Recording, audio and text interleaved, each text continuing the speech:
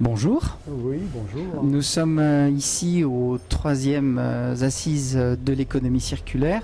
Philippe Le Gall, Trident Service, est-ce que vous voulez bien d'une part vous présenter, nous expliquer un petit peu quelle est l'offre de votre structure et puis peut-être aussi votre motivation à venir aujourd'hui sur les assises? Oui, alors Trident Service, c'est une petite société, un peu structure start-up, comme on dit maintenant. Enfin, nous sommes 10 personnes, nous faisons 1 million d'euros de chiffre d'affaires.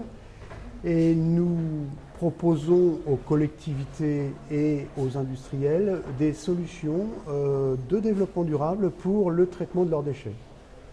Alors tout ça, on ne va pas révolutionner les choses, mais on va essayer, à partir d'un état existant de traitement de déchets, d'augmenter, d'améliorer le recyclage et de proposer des solutions qui permettent d'aller vers des solutions plus proches de l'économie circulaire. Voilà. Comment vous la concevez? Vous avez une méthodologie? Sur quoi cela repose précisément? Est-ce que vous faites une approche sectorielle, par exemple, avec les déchets du bâtiment? Est-ce que vous avez une approche qui est peut-être plus industrielle? Est-ce que vous avez une approche qui est plus avec une typologie de déchets ou... Oui, alors c'est vrai que cette économie circulaire, alors on l'aborde la plupart du temps d'une façon tout à fait concrète, en répondant aux appels d'offres, notamment sur la mise en place de recycleries, où là on propose de récupérer des objets et plutôt que de les jeter, mettre en place des structures qui permettront le réemploi par la commercialisation d'objets qui étaient amenés en déchetterie par des gens qui n'en avaient plus besoin. Bon, ce sont des opérations qui permettent aussi d'impliquer plusieurs acteurs au niveau d'une région, au niveau d'un territoire, et qui nous intéressent beaucoup. Alors on parle souvent d'un millier de tonnes par an, quelques 1000 tonnes par an, ce qui est un petit peu différent de ce qu'on fait d'habitude, parce que c'est vrai que quand on parle avec des industriels ou sur des centres de tri de collecte sélective des ménages, on parle de 60 000 tonnes par an, des gros tonnages, enfin des logiques industrielles. Là, on s'est rendu compte que ces logiques industrielles, nous sommes un peu des experts pour les proposer et les organiser auprès de collectivités, mais elles ont besoin aussi de plusieurs mesures qui ne sont plus du tout industrielles, mais qui sont plutôt de proximité pour aller vers cette économie circulaire. Alors, puisqu'on est aujourd'hui aux assises et qu'on parle un peu de tout, qu'est-ce que vous avez dans le scope pour que les choses avancent plus vite? Est-ce qu'il y a à faire sauter un cadre réglementaire? Je discutais avec un de vos collègues ici, participants, qui me disait en France, on ne peut pas déplacer un déchet au-delà d'un département, c'est assez compliqué. Mais est-ce que vous pensez que c'est le paquet sur la formation qu'il faut faire? Est-ce que vous pensez que c'est le paquet sur le changement de paradigme, c'est-à-dire que les gens réfléchissent différemment, qu'ils travaillent collectivement? Et qu'est-ce que c'est? Est-ce que c'est un levier financier? C'est quoi pour vous le truc prioritaire?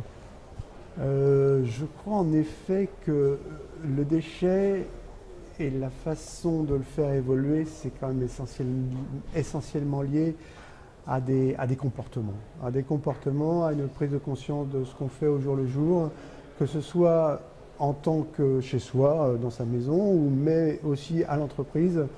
Comment peut-on faire évoluer notre façon de traiter ces déchets, de les envisager, de trouver des solutions alternatives, de ne pas les produire. Voilà, je crois qu'on est plus au niveau d'évolution de comportement et trouver des relais, donc des donneurs d'ordre qui soient capables d'insuffler ces choses-là. Donc ça passe par la mise en place de compost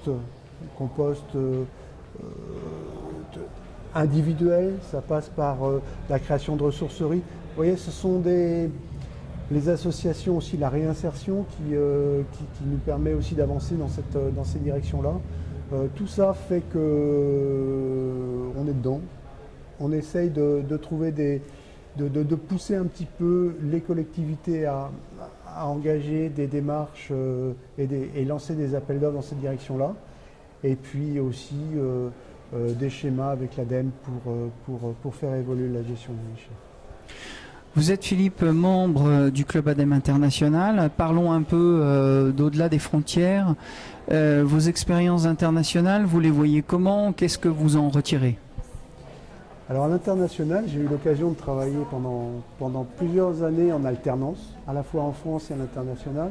Et c'est vrai que ce sont des expériences qui sont très riches, très enrichissantes.